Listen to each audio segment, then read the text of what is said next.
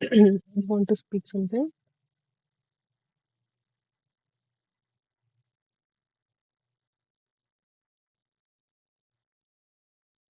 Hello, yes. Yes, you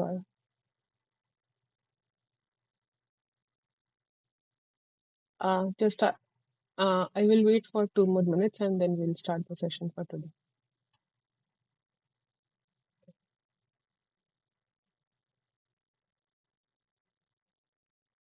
Okay, okay, no worries.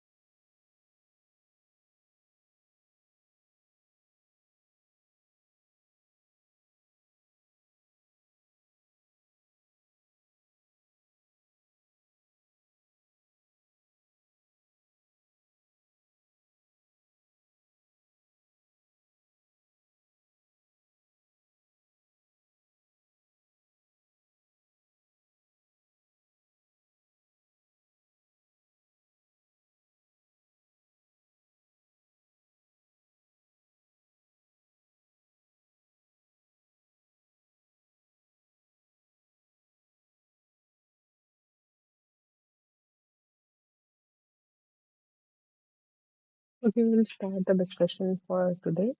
I welcome you all to the 11th week discussion of NPTEL course Smart Grid Basics to Advanced Technology. I'm Adyasha Sahoo, a PhD scholar from Department of Electrical Engineering, IIT Roorkee.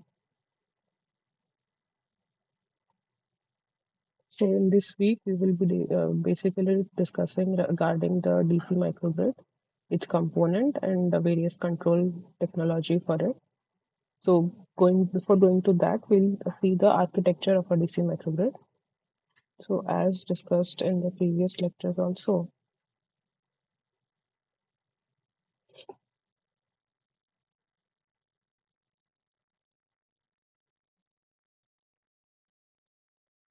so what are all are the major components in a DC microgrid?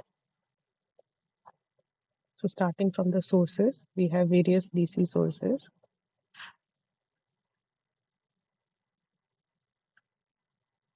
such as your PV and all. Then we have various DC as well as AC loads. Now interfacing the AC loads require converters.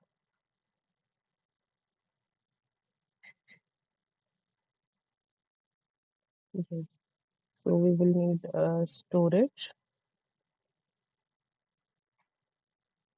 especially for islanded operation.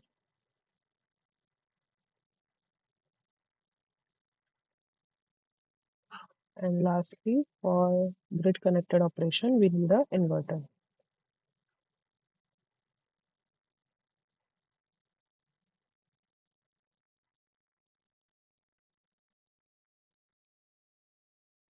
Now in the islanded mode,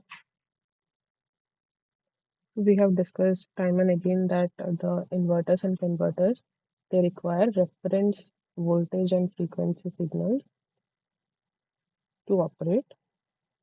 So this reference signals in the grid connected mode is given by the grid, but in islanded mode of operation, what happens is this can be given by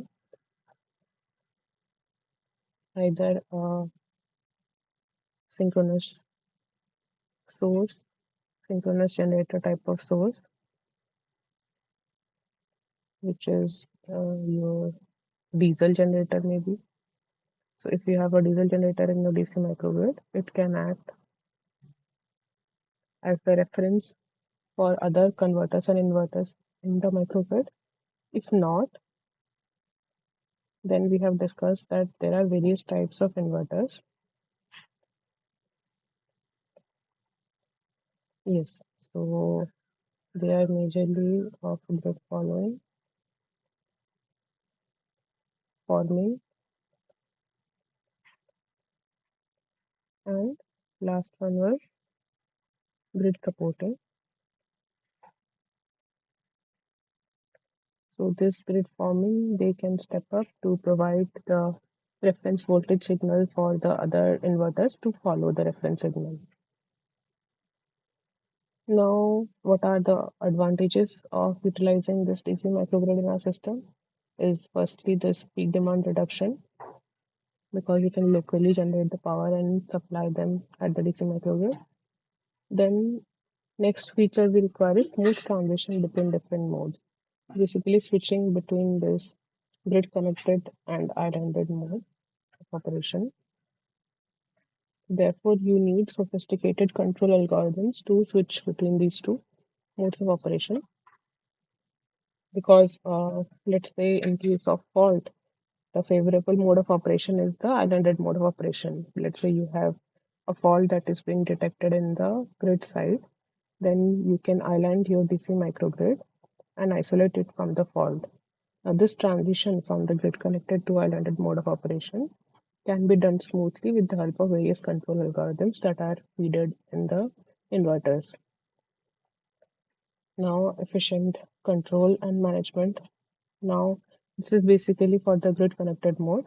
So whether you want to inject from the grid or inject to the grid or absorb power from the grid, so those type of decisions are being taken by the management EMS that is being installed. And then when you have decided that whether, let's say you want to inject or absorb from the grid, then you have to send the reference signals to the inverters and converters within the DC microgrid accordingly. Now, reduce stress on battery. So because we know that battery is a DC source, so since you do not have to connect it with the AC bus, so it reduces the stress on the battery and in turn increases its life cycle. Yes, so increase in life of storage system due to the reduction in the stress. Now covering grid connected and islanded mode, so we'll see how the operation will vary in the grid connected or islanded mode in the next slide. Now here the DC microgrid can function in the unity power factor or UPF mode because you don't have reactive power in the within the DC microgrid system.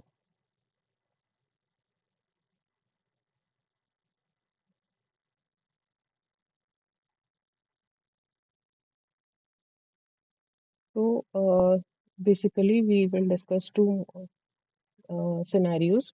One is the peak hour mode and secondly is the off peak hour mode.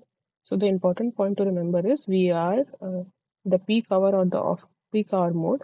It is basically indicating we are talking about the grid.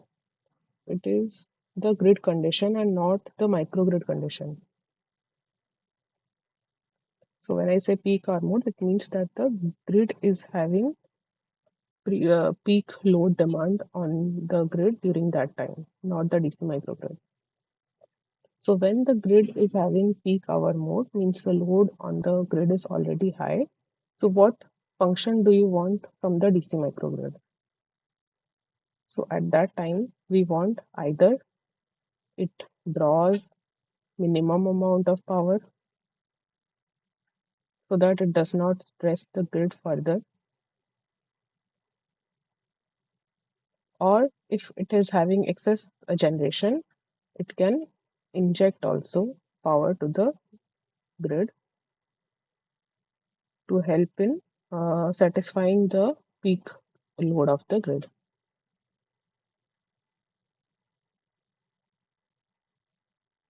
Now, similarly, in the off-peak hour mode, again, it is the main grid condition or the conventional grid condition.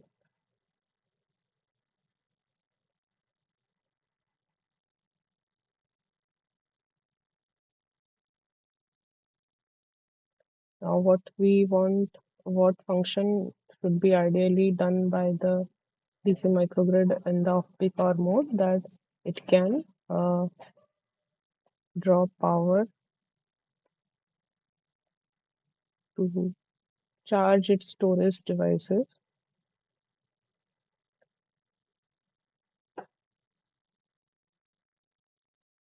because in the off-peak hour mode, generally the price of electricity will be low. So hence, it is ideally the DC microgrid should consume during the off-peak hour mode.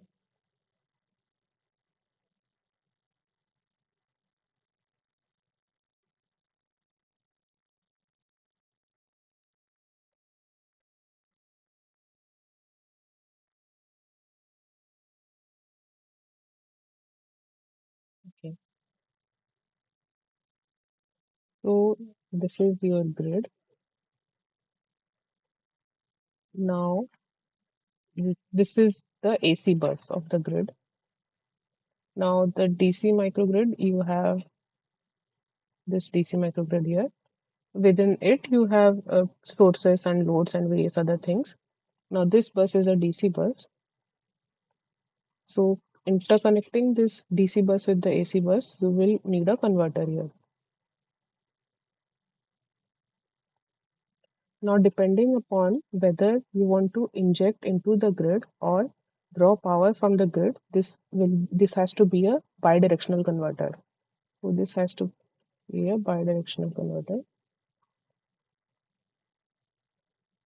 So whenever, let's say in the case one, you want to absorb power from grid, so that means the power should flow from AC side to DC side, which means that the voltage at the AC side should be greater than voltage at the DC side. And that will be done by this converter here. Similarly, when you want to inject power to the grid, that means the power will flow from DC to AC, and in this case, the voltage at the DC bus should be greater than the voltage at the AC side.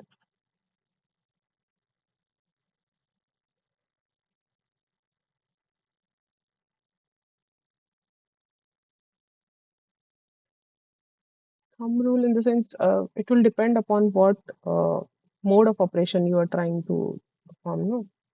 Like I said. Mm-hmm. Mm-hmm.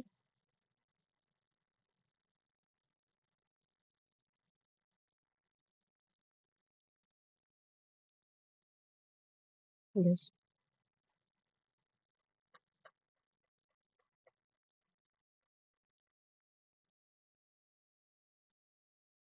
Mhm.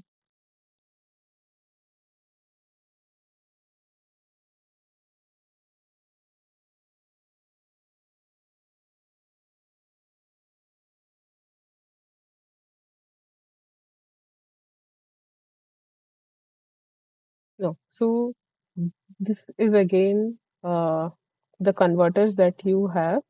So this VDC, we are varying according to the DC microgrid condition only. So basically, it is somewhat around 660 or 800 volts that is usually kept using when you're using a three-phase uh, AC side, when you're connecting it to the three-phase AC side. So if we try to keep the voltage in this range only. Now but this AC side voltage will not be fixed. No, it will again depend upon the grid conditions here.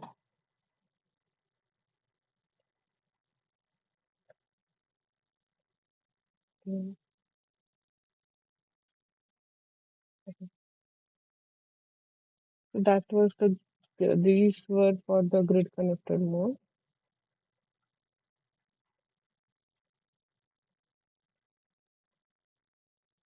Now in the isolated mode, what is the case here? So here we are telling that a grid is not present. So in this case, you need the battery. So this is a must here.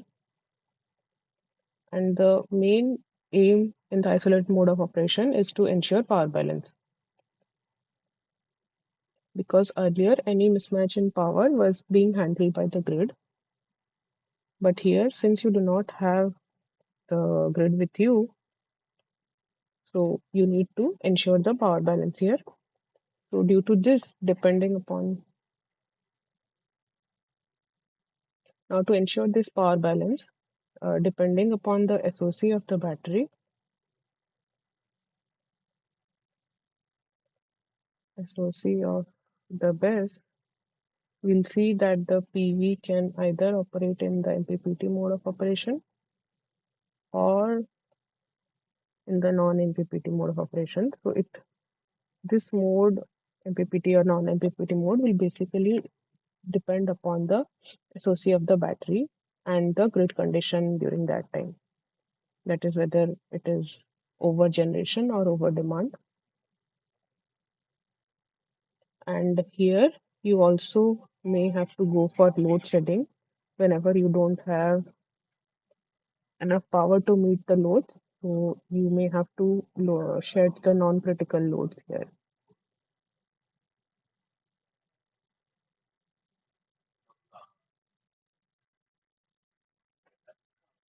So this is the control strategy for DC microgrid. So we'll go through it one by one. So we start from here, and first we are checking whether the grid is, yes,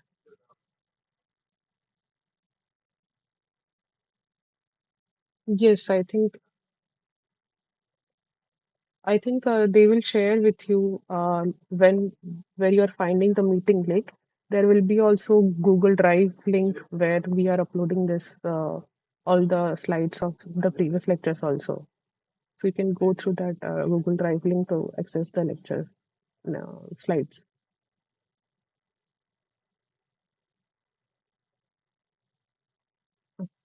Okay, sure.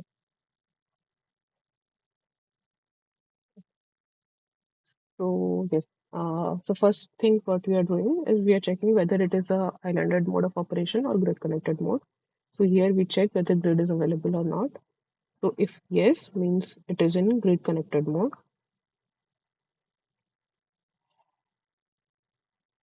Now in the grid connected mode, we then check for a peak or off peak hour. So if it is peak hour, yes. So yes means this is peak demand. After that, we are checking that the P generation is greater than P demand or not. Basically, PPV is greater than P load or not. Now, in the peak demand, what we want to do, we want to either inject power to the grid or draw minimum power. So, if P generation is greater than P demand, then you can inject the excess to the grid or you can charge your battery. So, what we will decide. So, let's say the P generation is greater than demand. Yes, so you go to this direction. So then what you do, you check the SOC of the battery. So if the battery is already greater than 70%, so what you should do, you should then feed the power to the grid because already you have enough SOC with you. So use the extra power from the PV to inject power to the grid. So the grid is in absorbing mode. The battery is idle. You are not charging the battery. PV is in MPPT mode. So in the grid connected mode, the PV will always be in MPPT mode and the load you are able to supply all the load. Now, if the battery SOC was less than 70%, so instead of giving power to the grid, you will try to charge your battery because you want to basically prepare your DC microgrid. That is your focus. So if the charge is less than 70%, so you charge your battery so the battery will absorb the excess power and the grid is idle. You are not injecting or absorbing from the grid. PV is in MPPT and load is being satisfied here. Now let's say your PG was not less than PD, means here in this side you want power. You don't have enough power to meet the load demand. So what should you do? You should either discharge your battery to meet the load or you can draw power from the grid. But keep it in mind that it is in peak demand. The grid is already in peak demand mode, so we want to minimize the power drawn from the grid. So what we do, we check whether the SOC of the battery is greater than 30% or not, less than 30% or not here. So if it is less than 30%, means you do not have enough power with you. So if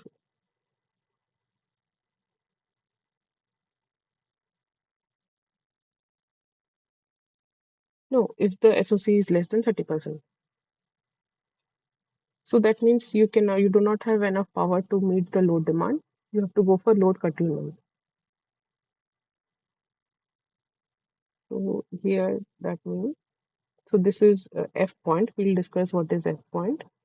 Before that, if the SOC is greater than 30, this means here, this no condition, then what you can do, then the battery can supply the load.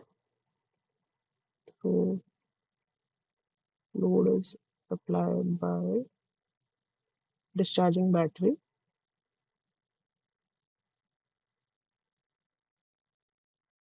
Grid is an idle, so you are not injecting or absorbing because this is peak demand, so you don't want to absorb power from the grid. And load is being satisfied, PV is an MPPT. Now we will check for this F point, which means that you do not have enough power. F means battery do not have power to meet all load of the DC microgrid, to meet entire load of DC microgrid. So then, depending upon the SOC of the battery, you will basically supply the loads. You will basically do the load curtailment or not. So then, after checking, you basically check whether it is less than 20% or less than 10%. If the battery is somewhat between 20 to 30%, so you see here you are supplying the uh, required load, that is EL, plus some additional load NEL1. But if the battery SOC is between 20% to 10%, you are only supplying the loads of only EL. NEL1 is curtailed. You have to curtail that amount of load. And if the battery SOC is less than 10%, then here also the load uh, supplied is EL. But now the thing to note is the grid is now supplying. That means you are absorbing power from the grid. In rest of all other cases, the grid was idle.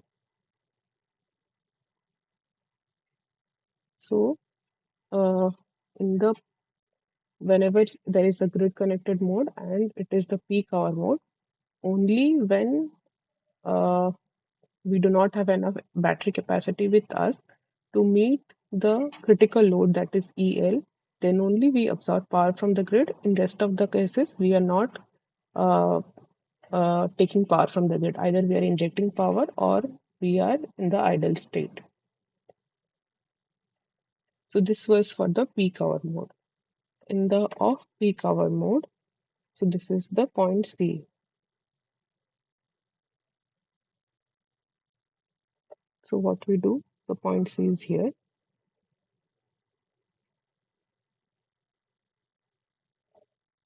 So again, here we check whether your generation is greater than load or not.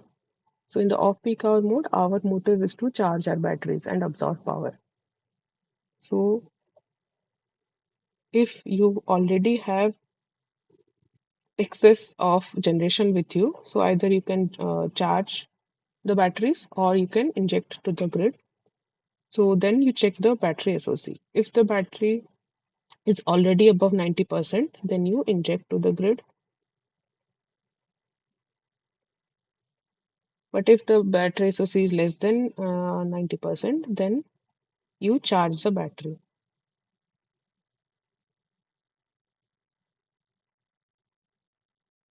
And grid is an idle condition.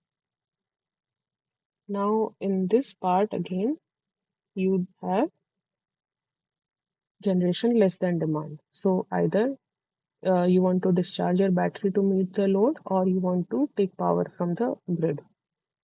So since this is off peak hour mode, you want to absorb power from the grid. So again, you check the SOC of the battery. So if the battery SOC is less than 60%, that means you do not have enough power, then you are absorbing power from the grid to supply the load.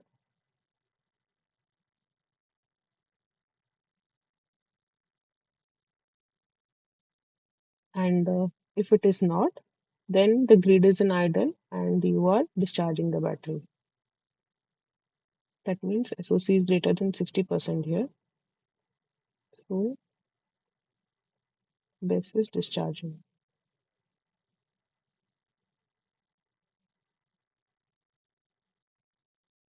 So all this was for the grid connected mode. Now we will see for the islanded mode of operation. So this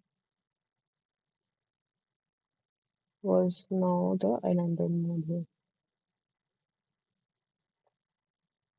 Now again you are checking for PG greater than PD or not. So if yes, if you have excess of generation, so you can only charge batteries. You do not have option to inject it into the grid. So you check the battery SOC condition. If it is greater than 90%, then what you have to do, the PV has to go for non-MPPT mode because you have excess generation with you, but that cannot be used to charge the battery. Hence, to maintain the power balance, the PV has to step down. But if the SOC of the battery is less than 90% here, so you can charge the battery.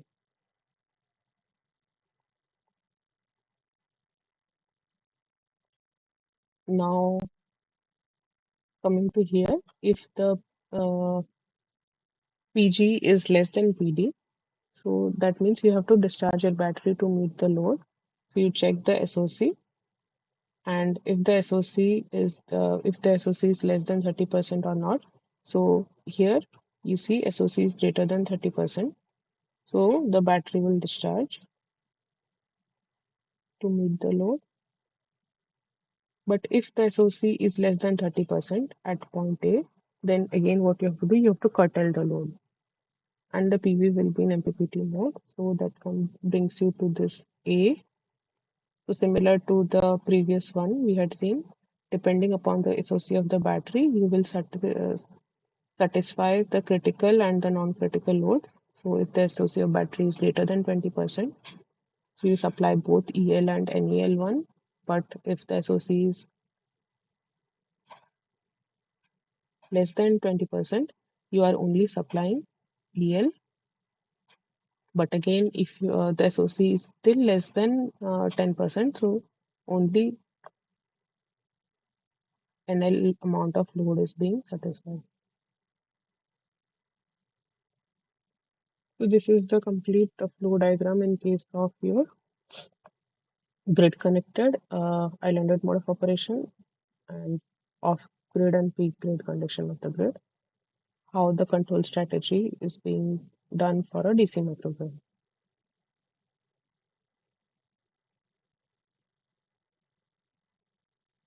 So now we will see what reference signals basically you have to give during these conditions, various conditions. So first one is this, we are considering for grid connected and peak hour mode.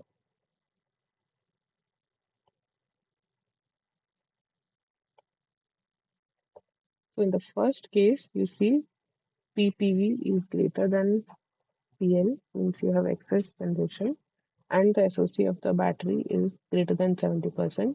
So what you will like to do here,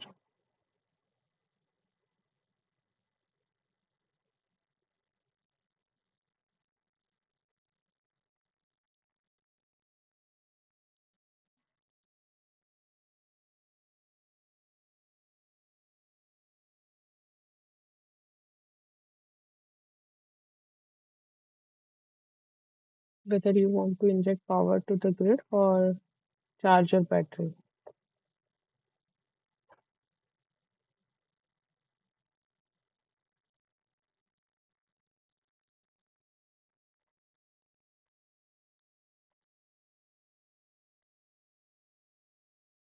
So you have excess generation here. So you have two options, either to store the battery, store the energy in the battery or inject it to the grid, but the SOC of the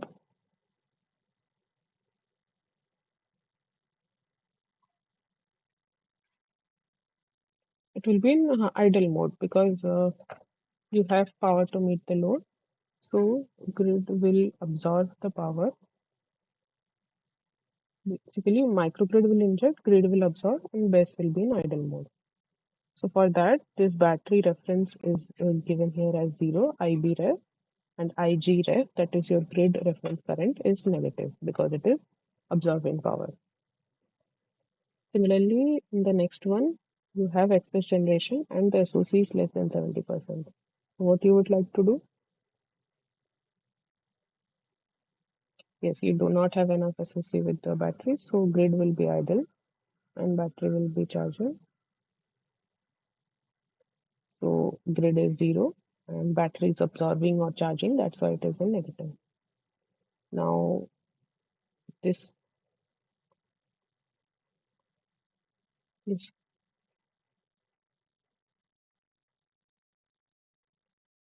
basically a DC microgrid will inject, the grid will absorb power.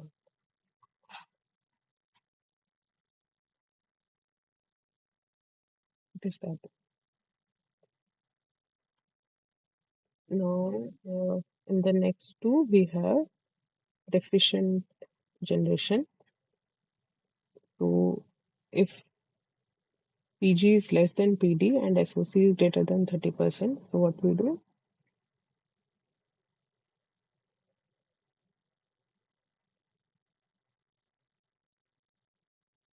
Like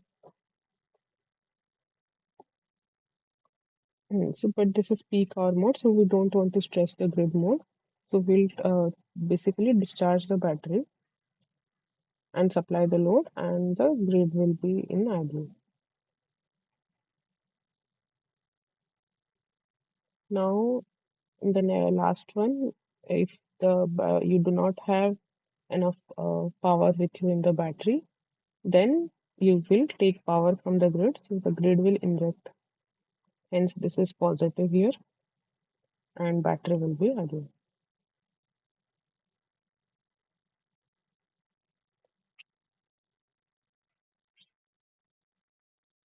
Now, coming to the off-peak hour mode.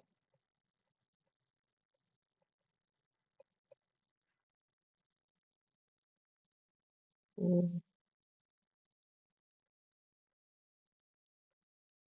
Again, this is for excess generation. This is for deficient generation. So in the first case, you have excess generation and battery is above 90%. So what do you want to do?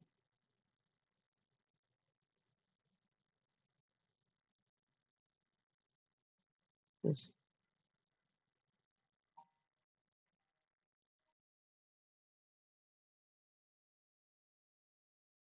And in the reverse, if you have a battery source is less than 90%, so the BESS will absorb or charge, and this will be marginal. Now, what about the third condition? If you have deficient generation and SOC is greater than 60%, so you can, yes, you can take power from the battery. So this will inject or discharge. And if it does not have enough power, then typically you can take power from the grid. The grid can inject and the BESS can even here. And since this is off peak hour mode, we can charge the BESS here if the SOC is less than 60%. This can absorb. That's why this is negative here.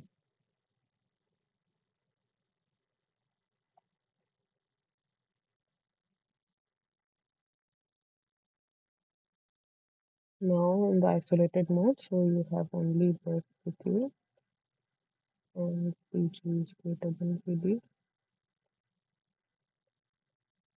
And here, this is the condition. So any mismatch, you have to give it from the base only. So if you have excess generation and SOC is greater than 90%, so BESS will be in idle and your PV will be in non-MPPT.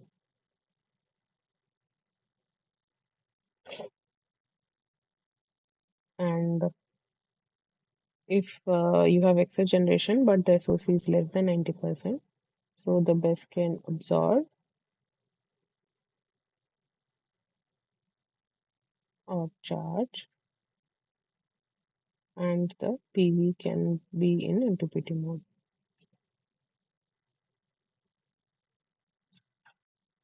Now, if you have deficient generation with you and the SOC is greater than 30%, so the BESS can discharge here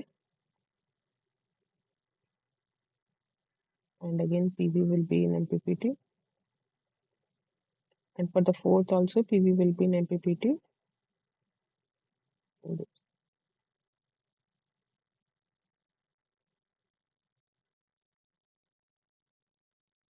No, this will also discharge, no, but you do not have grid. Hmm. But then you have to maybe go for load curtailment here. Hmm.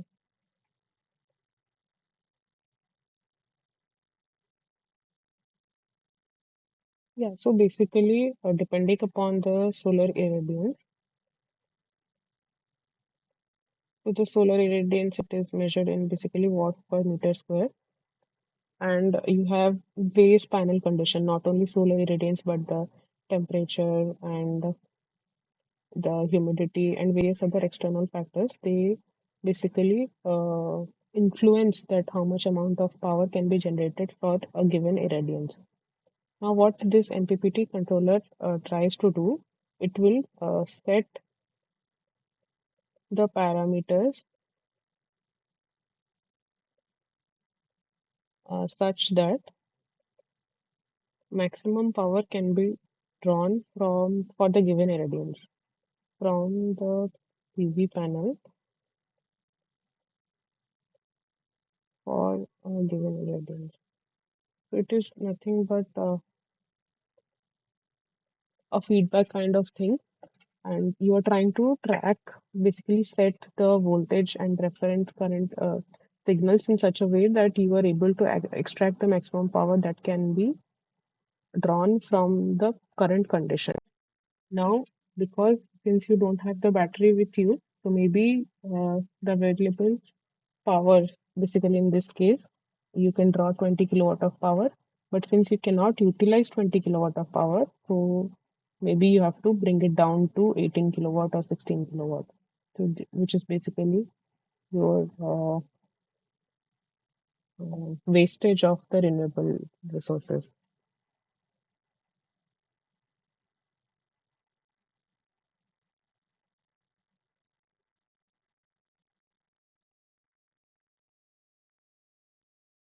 Yes, yes. Because we want to always maximize the input from the renewables. So we always say that MPPT mode is good. But in case of isolated mode, we have to go for non-MPPT to ensure power balance.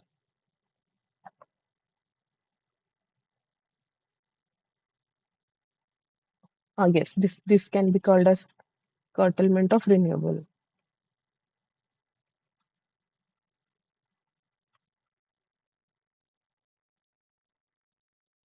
Now coming to what all hardware components we have in the lab. This we have seen in the previous lectures also. The first one was this real-time digital simulator, RTDS. So here in this RTDS, we can have basically, we have 6 racks and each rack is having around 72 nodes. So the maximum size of the test system that you can simulate in this RTDS comes out around 432 nodes. Basically, it can simulate 432 bus system. Beyond that, it cannot do. Next, we have this power amplifier. So this power amplifier will be nothing but it will be acting as the AC or DC bus. So you can set it accordingly. It can act both as AC bus or a DC bus. So depending upon your usage, you can do it.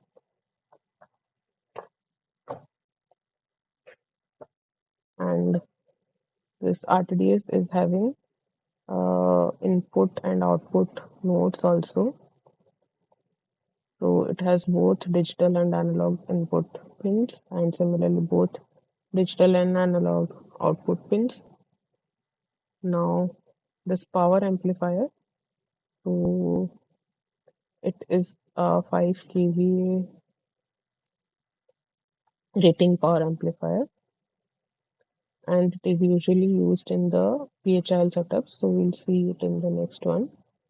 Now this PV emulator, so it mimics the characteristics of a PV panel.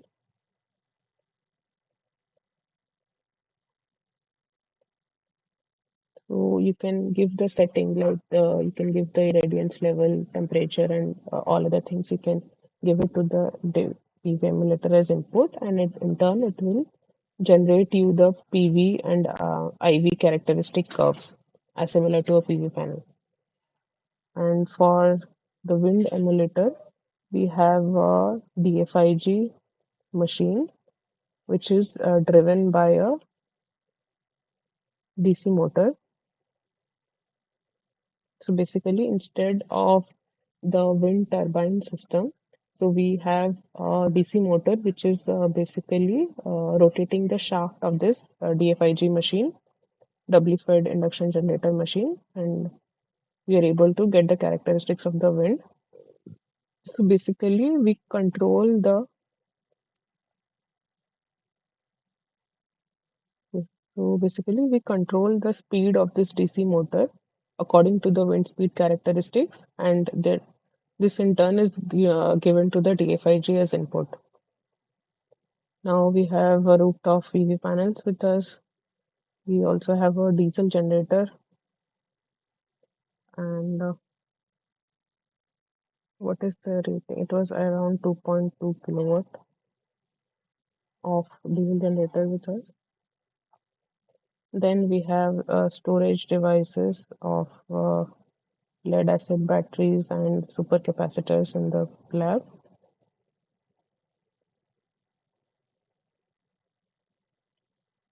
And for loads, we have both AC and DC type of loads. And converters, we have both unidirectional and bidirectional converters. So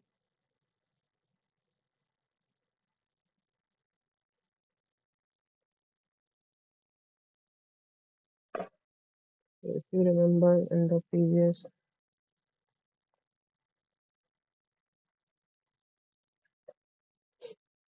so we had a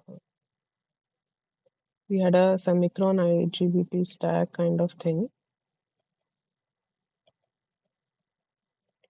which was used as the inverter.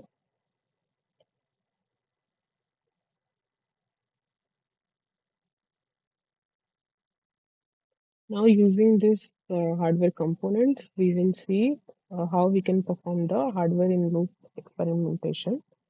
So here what we do basically, we have the real-time simulator with us, and we have this hardware device, which can be anything. Let's say we have an inverter.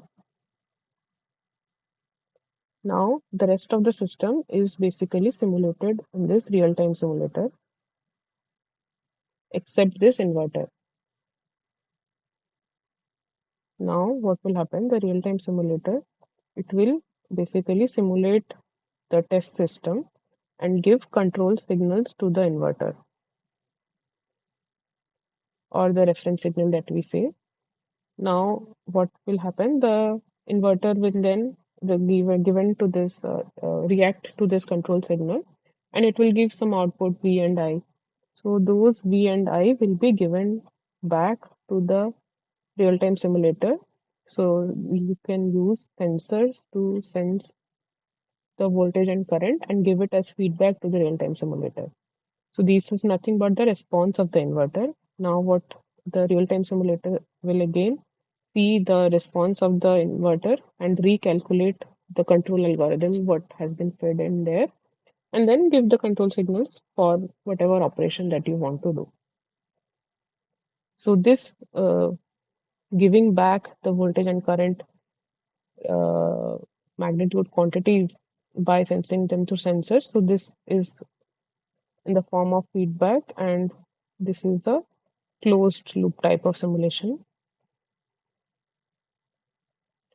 But if what happens in open loop is just that the simulator will give the control signal to the inverter, and then you do not give back any reference input to the simulator.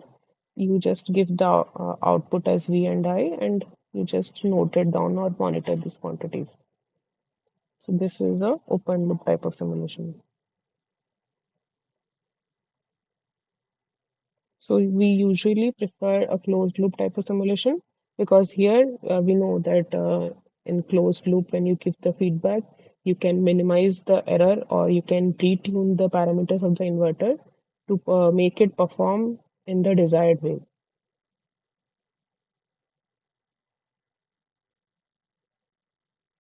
Now the next thing was the control hardware in loop.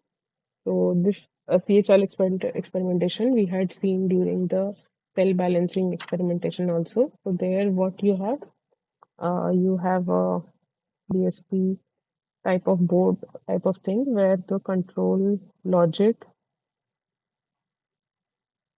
is coded. So this is the device under test is basically this controller that you have. So what you do from the real-time simulator, you are giving signal, basically converting it from digital to analog type, and through the amplifier you are giving it to the device here, physical device that is present here. Now after that you see the response of the device and then convert it from analog to digital and give it to the real-time simulator here. So this type of setup was done for studying the power flow control strategy, and a case study too where we connected two local DC grids and observed various features.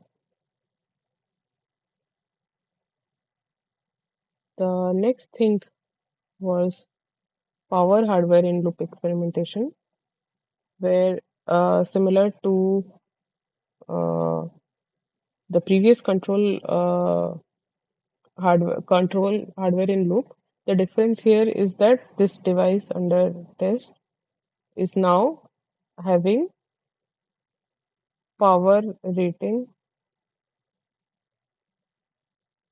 large power rating basically.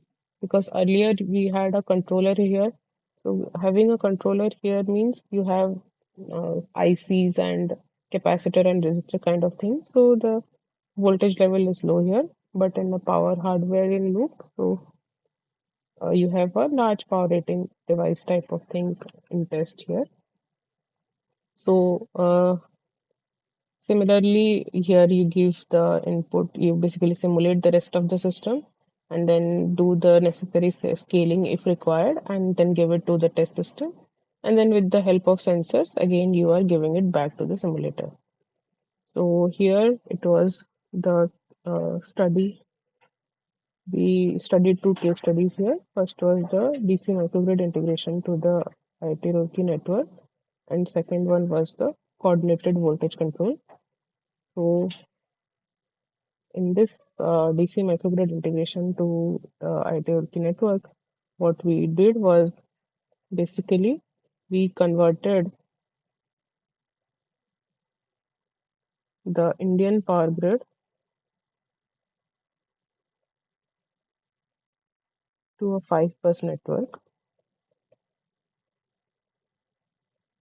So we know that the Indian power grid can be majorly subdivided into five sub networks. That is your northern, southern, eastern, western, and northeastern.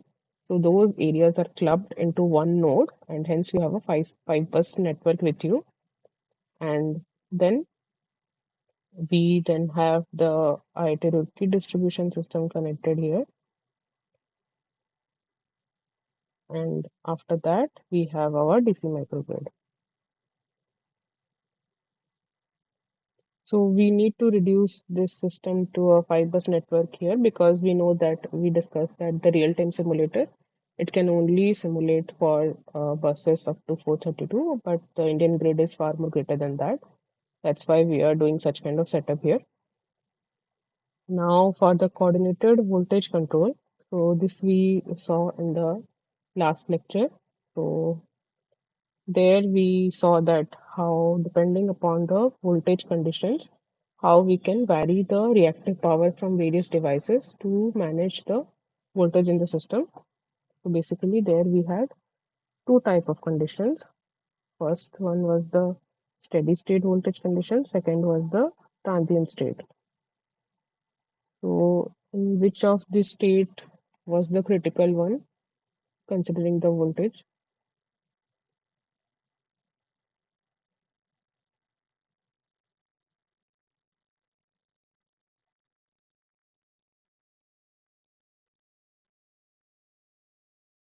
Okay.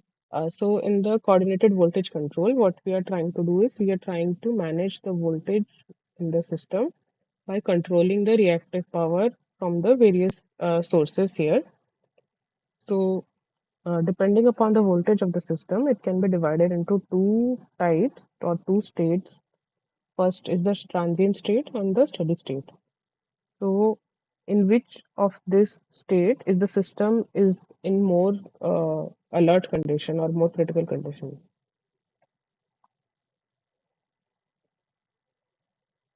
Yes. So, yes. So whenever the voltage is within the acceptable limits of zero point 0.9 and 1.1, we call it as the steady state. And if the below zero point 0.9, voltage is below zero point 0.9 or it is greater than zero point 0.1, we say that the system is in steady state. So if the system is in transient state, we try to give maximum reactive power support. So we try to give 100% of reactive power support to the system.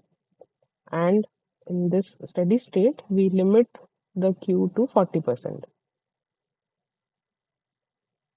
because here the violations are not there, voltage violations are not there, voltage is in range. But to improve the voltage to a certain quantity, we may provide a reactive power support up to 40% of the capacity.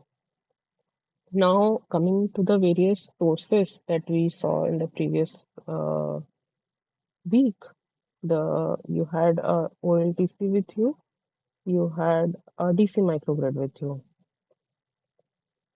and there we had the concept of master and slave. That means which device will act first. The device acting first is called the master device, and the device that will after the master device is called the slave. So depending upon the nature of reactive power that can be provided by the OLTC and DC microgrid, their roles are defined. So in the steady state, the voltage violations are not there. So basically this OLTC is a slow acting device. That means it cannot change the voltage in a very short period of time. It requires certain amount of time to basically change the voltage or support the voltage. But the DC microgrid can instantaneously provide reactive power to support the voltage. So in steady state, what we do, since it is not an emergency condition, we provide the reactive power from the OLTC first. So the OLTC is the master and the DC microgrid is the slave. So if the voltage is not corrected with the master, with the OLTC, then only DC microgrid will come into play. But in case of the transient state, the system is already in the alert state, so you want to quickly revive the system. So in that case, the Q is first given by the DC microgrid because it can instantaneously inject or absorb reactive power. So that acts as the master, and after that, if the voltage is not corrected, we use the OLTC as the slave.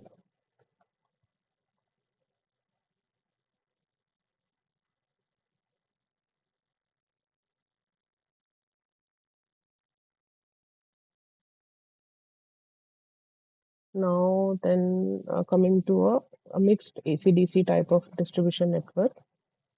So on load, yes.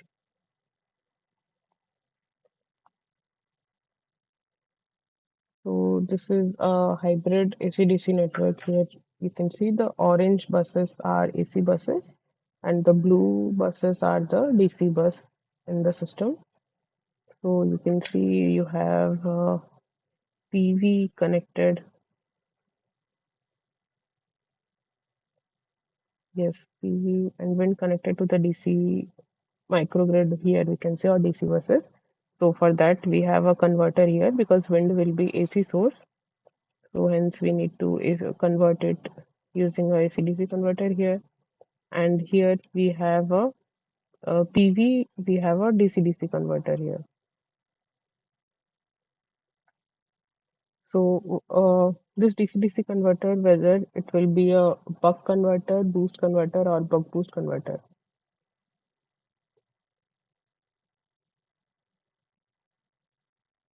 So yes, and based on the power flow.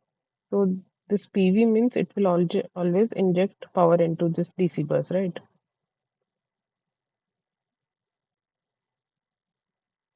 So basically this converter has to be unidirectional. And since the power flow is in this direction, that means the voltage has to be a boost type of converter. If it was in absorbing mode, then it had to be a buck type converter.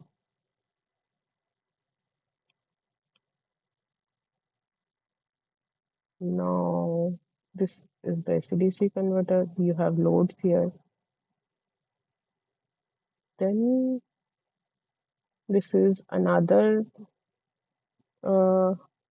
DC system here, and hence between them you have a DC-DC converter here between this microgrid and this microgrid. This, so these are DC microgrid.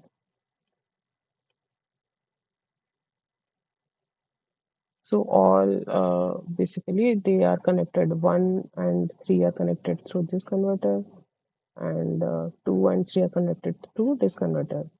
So we are connecting them to basically improve their reliability only. Because if let's say there is a deficient power in this DC microgrid 2, then it can take help from the DC microgrid 3 and likewise. Similarly, you have a AC microgrid here.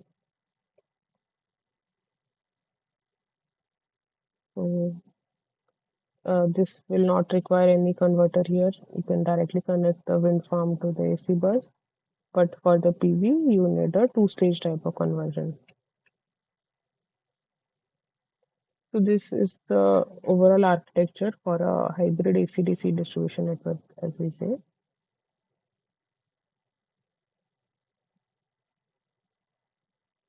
So we are interested in the load flow study, performing the load flow study for this hybrid type of setup.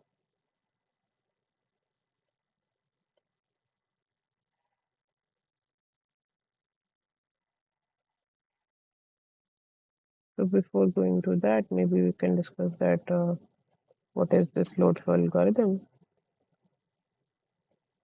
So what type of study is the load flow study or power flow study?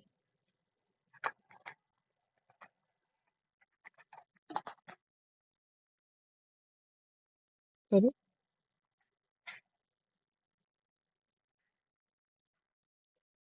Yes, so this is the power flow algorithm that we call load flow. we are trying to calculate the what is the unknown here. What are we trying to calculate here in this study? So here we try to calculate the voltage magnitude and the voltage angle of the system. And what we know, what are the given parameters from which we try to calculate is basically we have the demand forecast, then we have the generation schedule,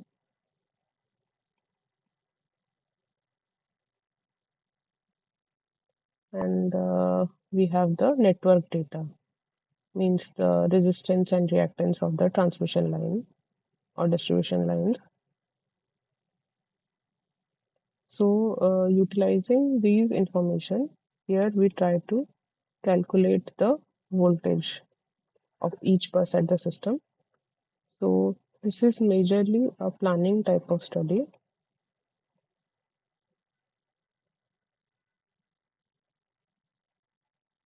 So what we do, we classify each of the bus depending upon the known and unknown quantity of that a bus. Basically,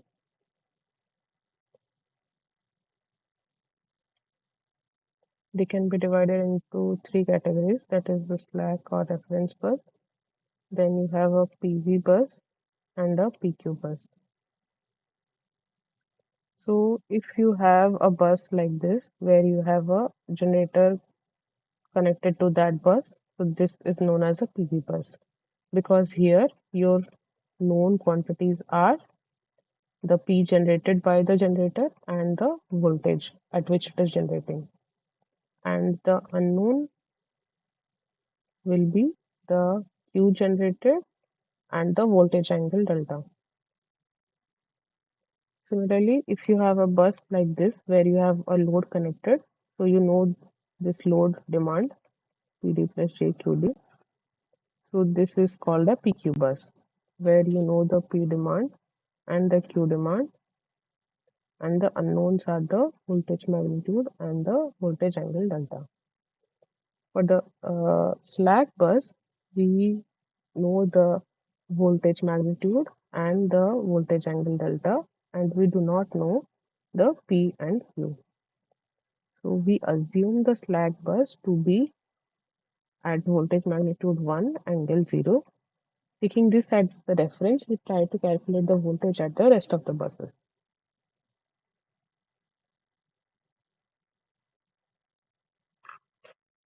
Sure.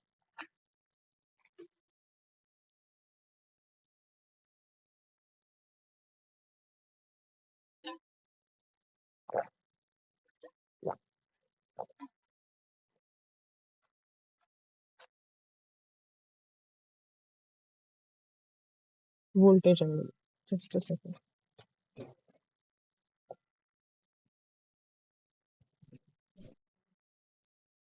Yes. हाँ वो ଟିକେ ପରେ କରୁଛି meeting ଅଛି.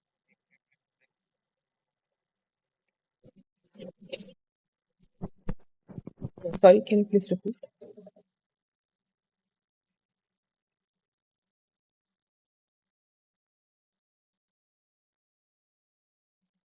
Once, yes, basically, the once you get the voltage magnitude and angle, then you can calculate the power flow through the line.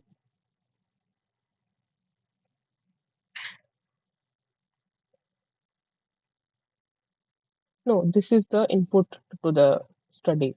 You have to know the active and reactive power demand beforehand. So this in this planning type of study, what we are trying to do is basically, you know that you anticipate that in after 10 to 20 years, the demand will be increased to certain level. Similarly, to match that amount of demand, your generation has also to increase. Now, once we know that what is our basically generation and demand, we are trying to basically find whether the system that we have is capable to handle that much amount of power or not. So once you get the voltages and this, you can calculate the power flow. Now from the power flow, you can see whether you have congestion in some area. Then if there is congestion in those areas, you can then do the transmission expansion planning to basically uh, expand or build new lines to cater to the new loads. Or let's say if you have voltage issues at some buses, then you have to work on installing the reactive power devices, reactors or capacitors as at those locations.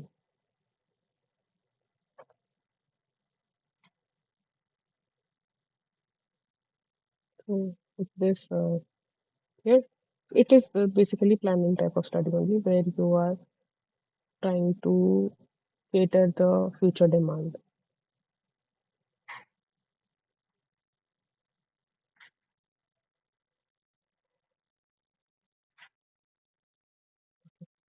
So yes, yes. Basically, now this load flow that we studied that we do, so it is different for a transmission system and different for a distribution system because the line parameters, the characteristics of the line parameters in a transmission system is different than a distribution system. Because in transmission system you have higher voltages and bulkier conductors, and in distribution system you are operating at lower voltages and less bulkier conductors. So due to difference in their various characteristics, the algorithm that we have is different. So here we have various load flow algorithms such as your Gauss-Seidel load flow, Newton-Raphson load flow, and other things. But the same studies cannot be done for the conventional distribution system. So here we have other studies such as your backward forward sweep method. Maybe I'll discuss the backward forward sweep method for the distribution system. And so now here we have a mixed AC/DC kind of system. So it is again a challenge how to perform the load flow for this. So that it is a different. The thing that I told now, it was basically for the transmission system. I'll tell about the distribution system in just a minute. Now for this AC/DC system, again, uh, you have various classification of the AC and DC buses depending upon their knowns or unknowns. So these are similar to the transmission system convention I told you. So here the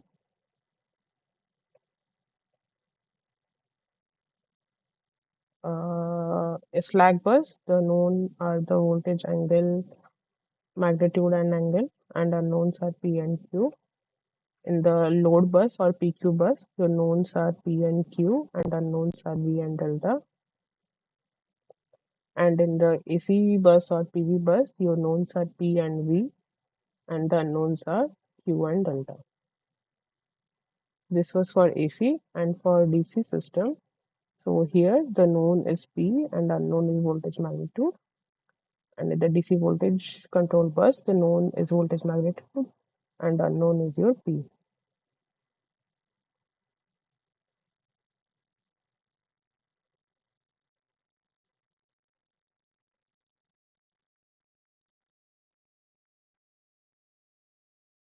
Now, depending upon the type of basically renewable connected, we model them in 4 different types. So in the first type, it is similar. So depending upon their basically P and Q injection capabilities, we are classifying them as type 1, type 2, type 3, and type 4. In the type 1 type of system, it is similar to your PV source, where you can have the capability to only inject P and Q injection capability is 0. In the type 2 system, you can inject both P and Q. In the type 3 system, you cannot inject P and inject only Q. And in the type 4 system, you can inject P only while absorbing Q. That is a inductive type.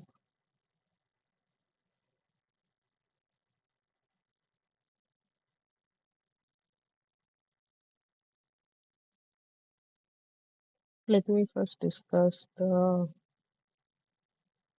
yes. mm,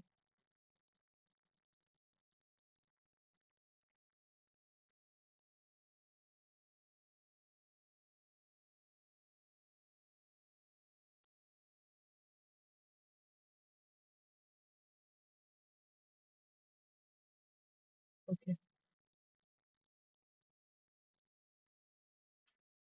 Yes, you can get. There will be, I think, some Google Drive link for accessing slides, and from there you can get for all previous sessions. Okay. I think I can directly.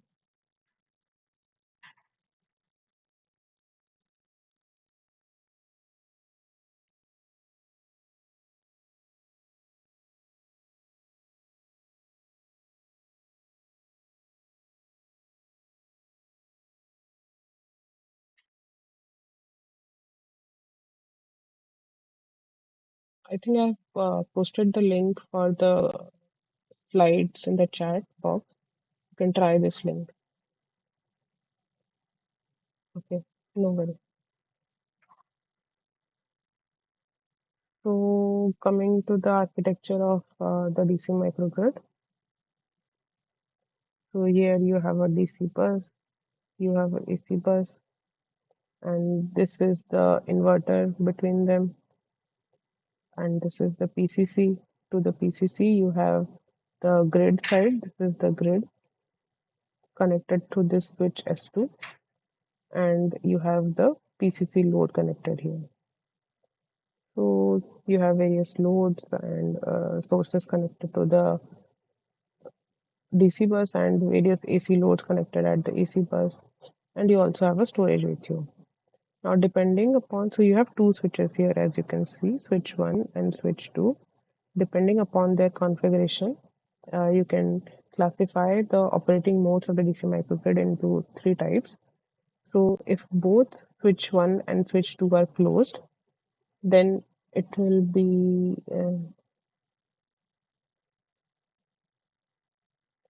yeah, so it will be in the grid connected mode. So, here you can see. But if switch 2 is open, then basically you do not have the grid. So, that is the islanded mode of operation. And if both the load switches are open, then we are in the autonomous mode of operation. Now, this control layers also we have discussed in the previous lectures. Depending upon their time scale of action, we can divide them as a zero level, primary, secondary, and tertiary. So this is the time scale that is given here. So this is the fastest control layer, and tertiary is the slowest control layer. So tertiary is in the range of minutes, while this zero level is in the range of milliseconds.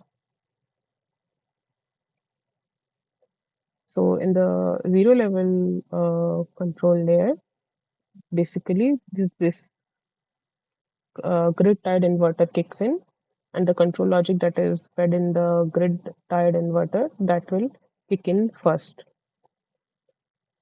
After that, you have the primary layer where you have the automatic load sharing or grid support. So this is with the basically with the PCC here.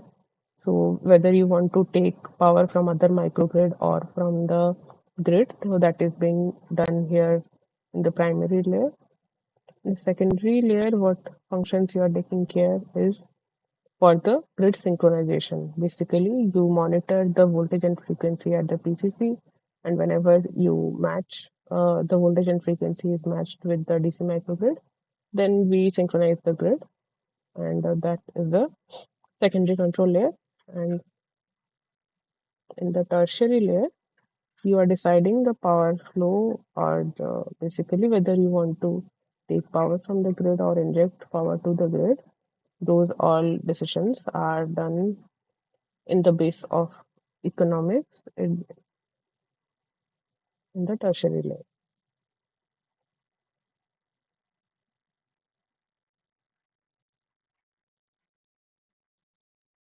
So the main features of the DC microgrid is shown here.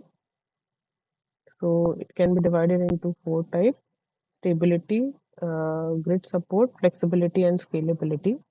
So you see these purple ones are for the normal operating conditions and red ones are for the normal operating condition. Now, uh, for the stability part, here you see in the normal operating condition, so either you have this grid support that you can do either through active or reactive, so P or Q, by basically providing reactive power reserves, active power reserves, frequency support, voltage support in the form of P and Q. You can support the grid operation in the normal condition. And the next thing that you can do in the normal state is for harmonic attenuation. So you can do the grid harmonic filtering or local harmonic compensation. Basically anything to smooth out the harmonics in the system. The next thing that you can do in the normal mode of operation is here, coordinated voltage and load sharing. So this we have seen in the previous also, the group control methods and the VQ control method. And similarly, you can also do the harmonic compensation here. So the difference here is that this was the grid connected mode, UCG, and IE/A means it is in the islanded or autonomous mode of operation. So this completes the normal state. Now in the abnormal state of operation, so here you have 3 to 4 functionalities. So you can do over voltage protection, over current protection, resiliency, support to the resiliency in voltage sag, basically if the voltage is falling below, or if there are resiliency to the grid impedance variation or frequency deviation. So all these things, this spectrum is covered here. So again, that is in grid tied mode. So again, this is in grid tied mode. Now this is basically synchronization. So when you are basically transitioning from your uh, grid to isolated mode or isolated to grid connected mode. So in this case, basically, when you're functioning from isolated to grid connected mode, so you will need to synchronize the microgrid with the main grid. Now, the other thing that you can do is again over voltage and over current protection. And the next thing you can do is islanding detection. So this islanding again, they can be of,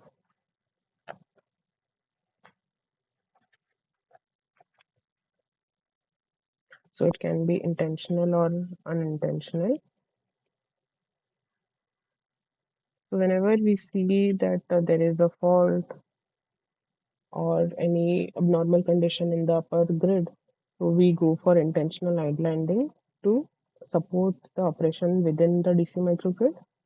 But sometimes due to the mal-operation of the protection devices and other things, we can also get islanded from the grid unintentionally.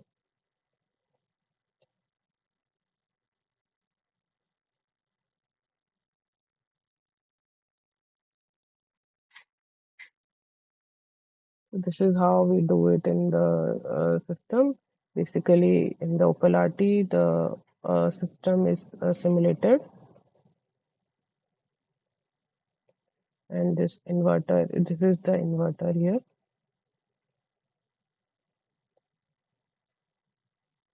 So depending upon the control logic here, basically inverter, these are the inverter parameters.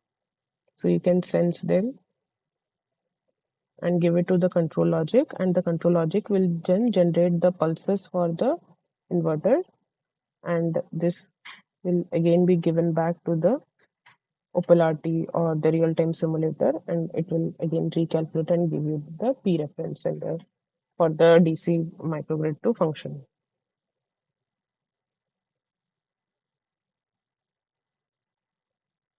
So the equipment used are the grid emulator. This we have seen. It can be either AC type or DC type, mimicking the performance of a grid. The MCB will act as the PCC or point of common coupling. Then we have a inverter. Then we have this is done with this IGBT stack. Then we have this power amplifier. We have sensors to sense the voltage and current signals at the hardware equipment that we are testing. Then we have a Texas GSP to code our control logic.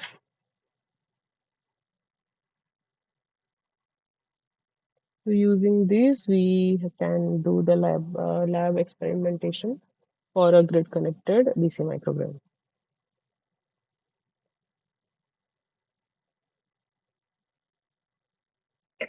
So then we will move on to the Q&A session. So the first question is, charging the batteries is preferred during which of the following modes of operation? Peak hour mode, excess demand in isolated mode, off peak. Yes,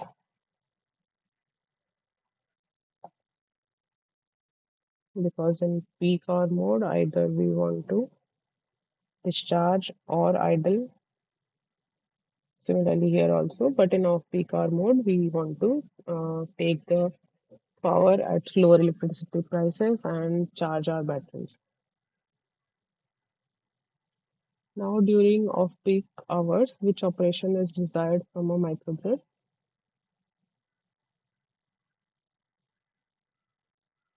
Supply power, consume power, draw minimum power, or remain idle.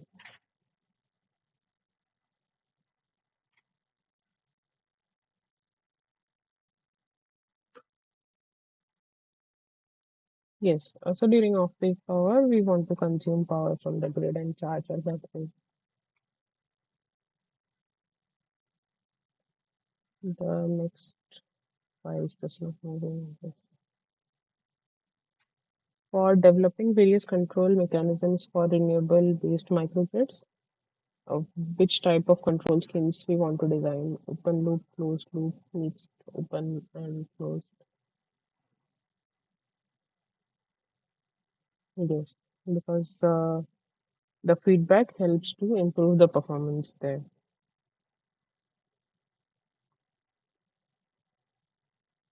So, which of them is the highest energy consumer?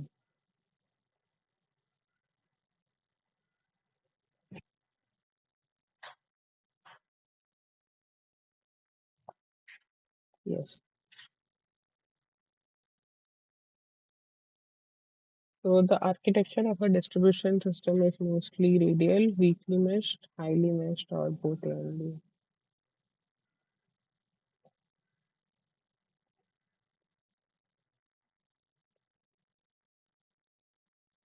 Which one? Both A and C. No, actually, the transmission system is highly meshed, but the distribution is actually radial or sometimes weakly meshed. This is both A and B. Now, the grid emulator can act as DC source, DC load, electronic load, or all.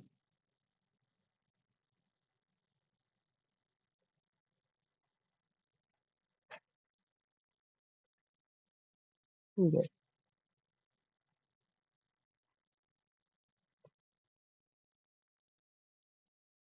So in grid connected mode of operation of DC microgrid, the Semicron three-phase IGBT based PWM inverter is unidirectional, bidirectional, and which type DC to AC or AC to DC type.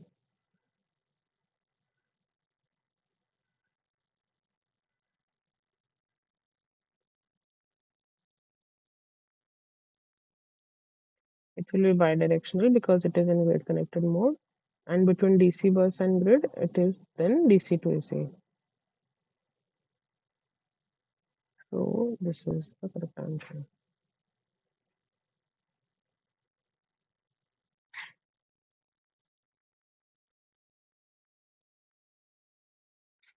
Yeah, basically, uh,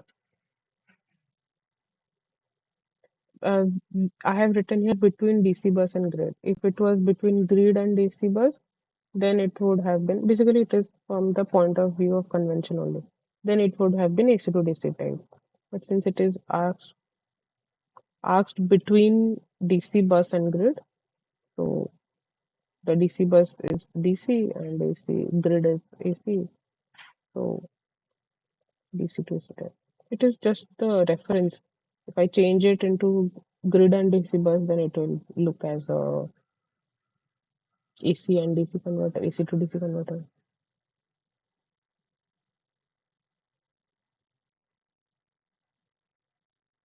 This is same as bidirectional. It's a, yes, yes. So it is only for the convention. So I'm just telling now. This option is same as bidirectional AC DC converter between grid and DC bus. That is clear the thing out. Basically, if I change this notation here, uh,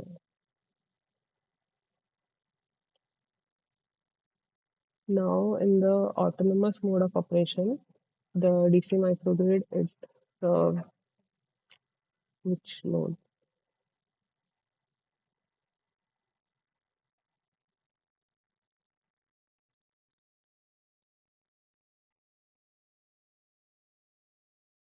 Yes, it was point of common coupling here in this architecture.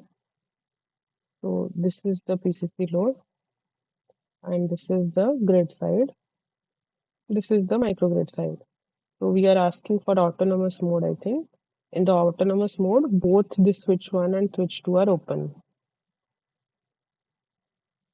So it can only supply the loads in this part.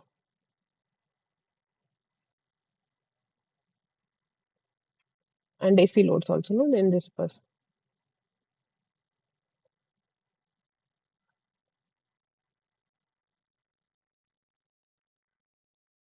It would be DC and AC loads only. I have a few questions I'll write here. So, bidirectional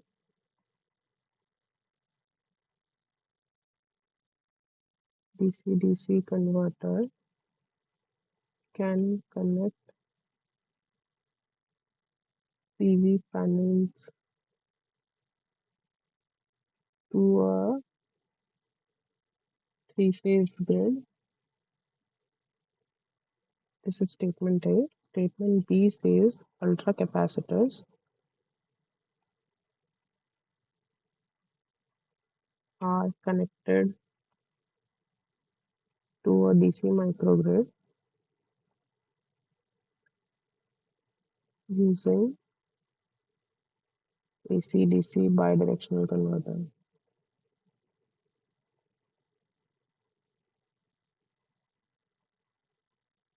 So which of this is correct?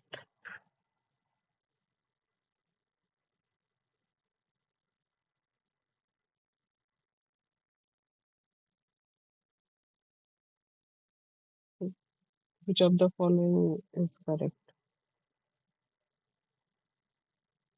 Or none of them are correct or both of them are correct?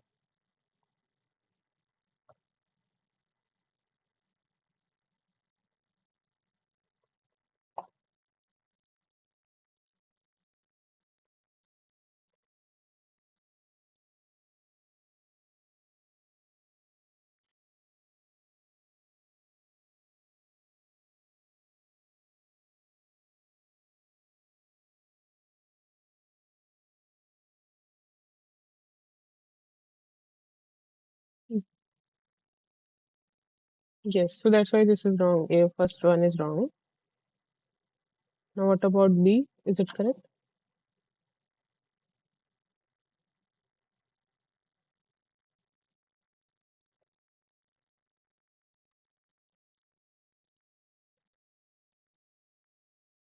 Yes, so alta capacitor is a storage kind of thing and it is functioning on DC power. So you do connecting it to the DC microgrid, you do not require any converter. You can directly connect it.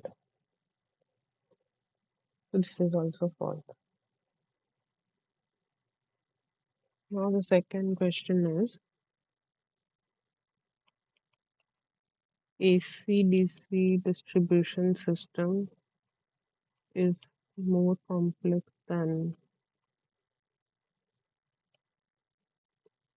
AC distribution system. AC-DC distribution system has fewer elements.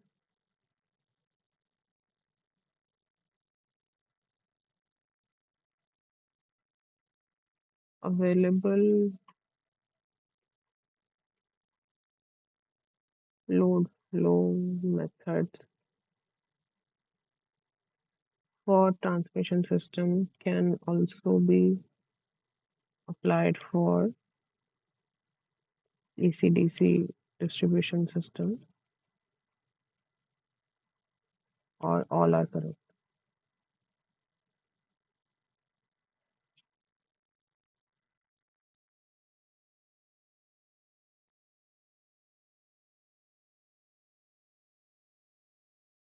Which one? Yes, this is correct. And this was answer here. So obviously AC-DC distribution system will require converters and also it will have more elements. Then available load flow methods cannot be applied for AC-DC because change in their characteristics. So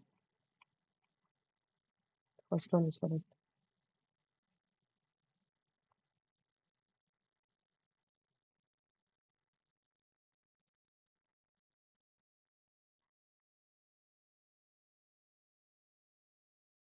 The next question is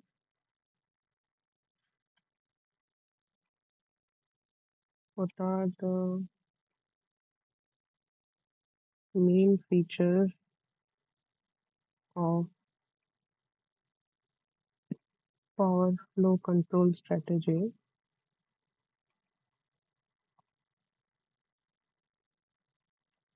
in energy management system?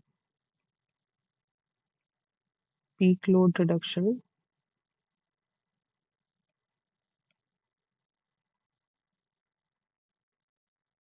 effective control and management,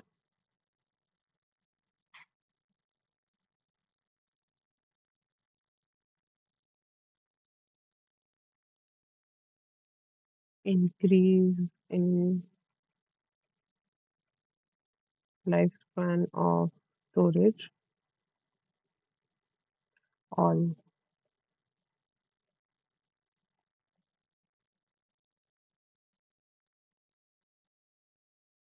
What will be the answer here?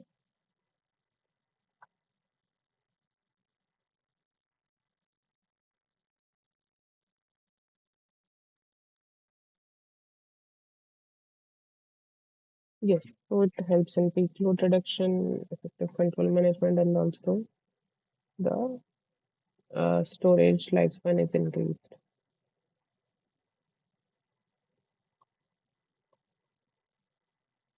The next one is renewable energy is the top interest of the country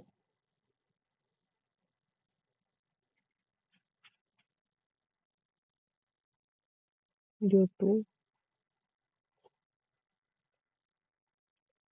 increase in per capita energy consumption,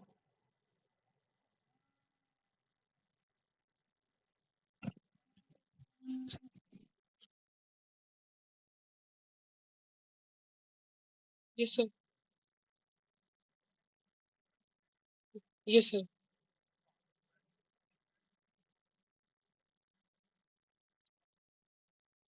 Yes, sir.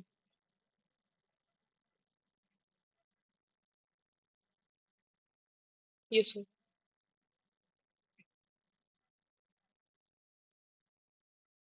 हाँ,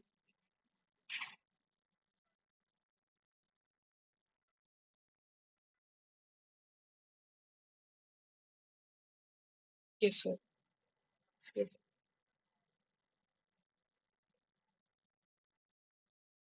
Okay. ठीक है sir. Yes, sir. Okay.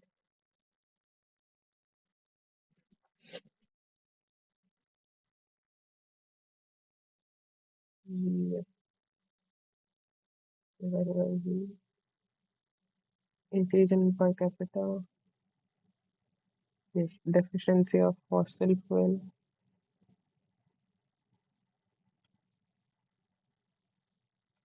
Both or none.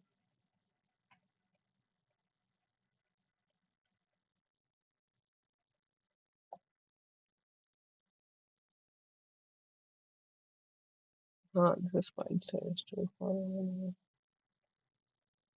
And I think, what is the transmission system losses in India as per August 2013 as percentage of total generation?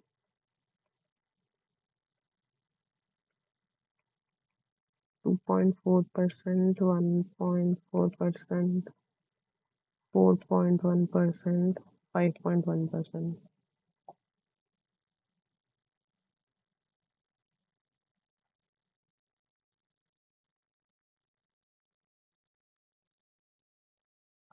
It is around 5.1%.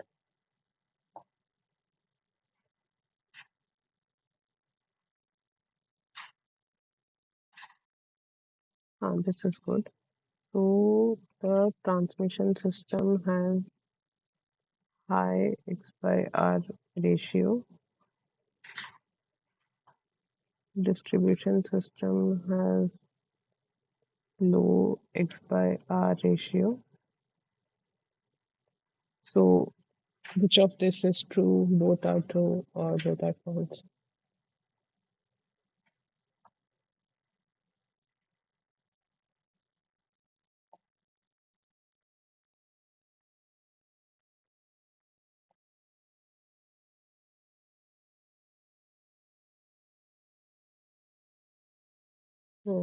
So yes, so here both are correct, and due to this only we need to have different load flow studies for the transmission system and distribution system.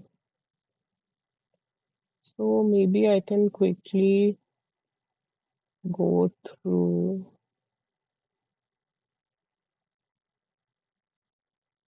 the load flow study in a distribution system.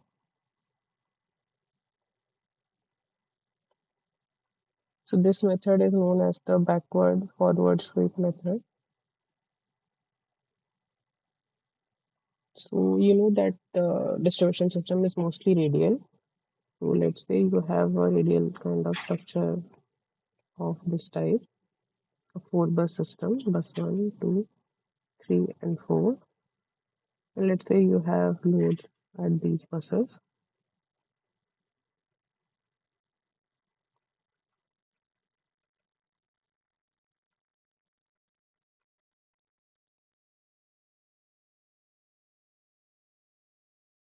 So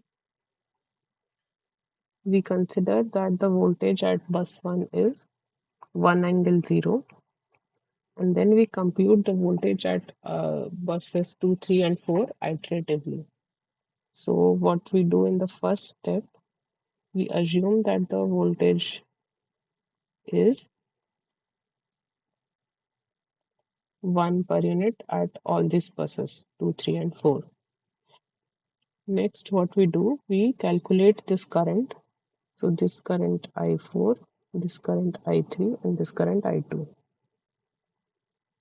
So I4 will nothing be your P4 plus JQ4 divided by V4 conjugate, because your S4 is nothing but V4 I4 conjugate, right?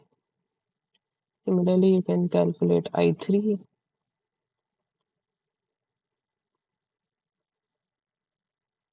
and similarly I2.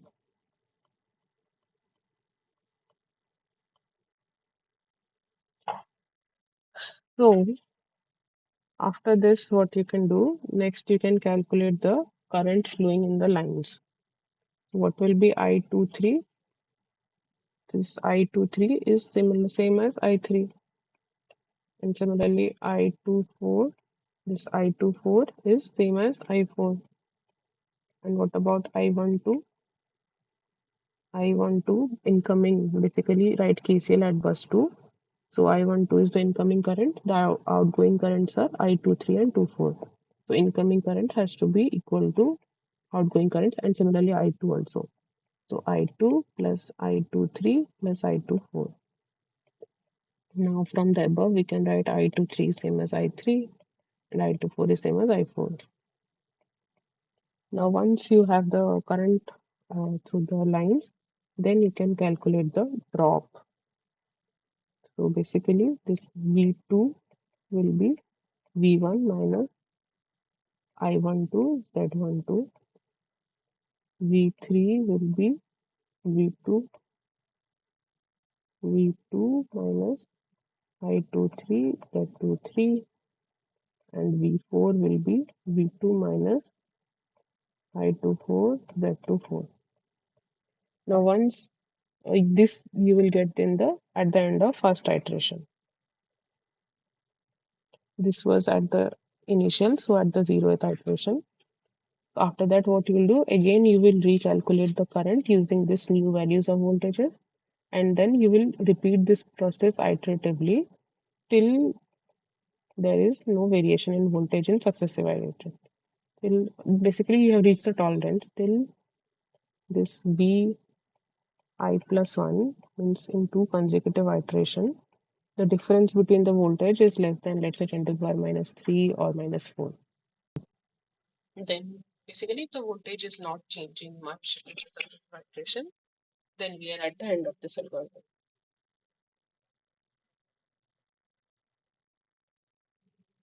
Is this clear?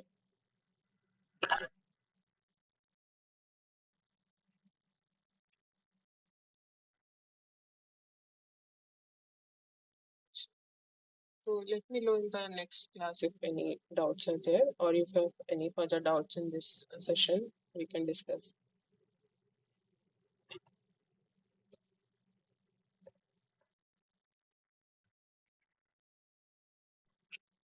Okay. So then we'll close the session for today. So thank you for joining. We can meet in the last session for this course in the next week.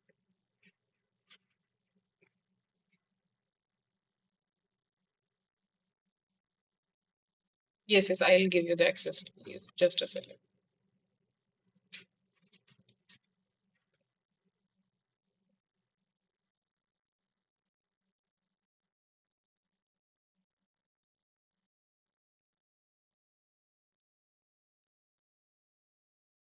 Can you check now?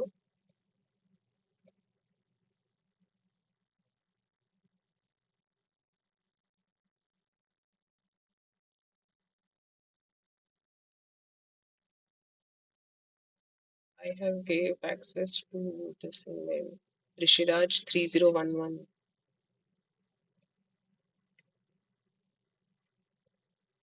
Okay, no worries. Thank you. Yes, I will upload this right now after the session. The previous 10 weeks you can find there. Okay, thank you. I'll close the session.